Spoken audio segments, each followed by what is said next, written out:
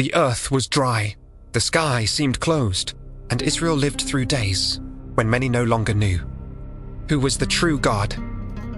In the midst of that silence, broken by hunger and fear, Elijah emerged as a man alone, against a divided nation, before the king Ahab and the assembled people.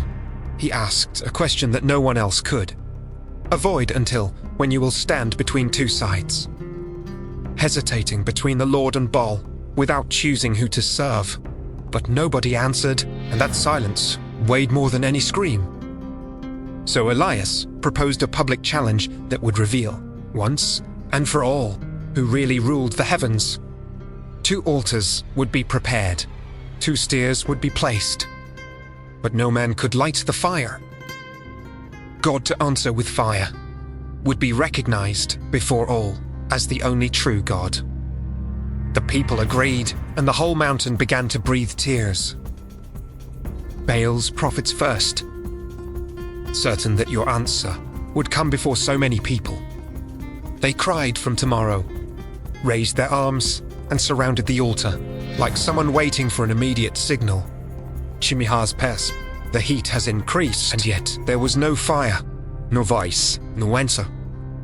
The more they insisted, more evident was the emptiness of the altar. That couldn't answer. Achinun! Elias broke the tension with irony, exposed before all the impotence of that false god. Wounded in pride, they redoubled the ritual, and into ever darker despair. But the sky remained closed, and the whole bunch watched the failure, without any sign of power. So Elijah pulls the people closer, because the moment of truth had finally arrived. Before asking for any sign from the sky, he started rebuilding the Lord's altar that was in ruins, and every stone placed there seemed to remember that the forgotten princess could still be restored. After that, he forgot the firewood, he got the sacrifice, and dug a ditch around the altar. When everything was ready, Elias did something even more amazing and asked them to pour water on everything. The water went down on the supply, soaked the firewood, through the stones, and began to fill the ditch.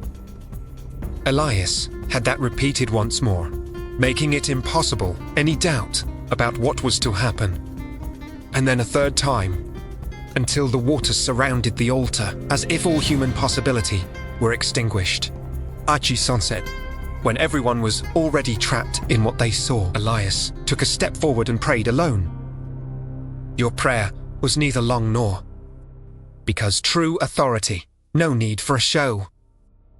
He asked you to respond, so that those people could know who God was, and had his heart brought back.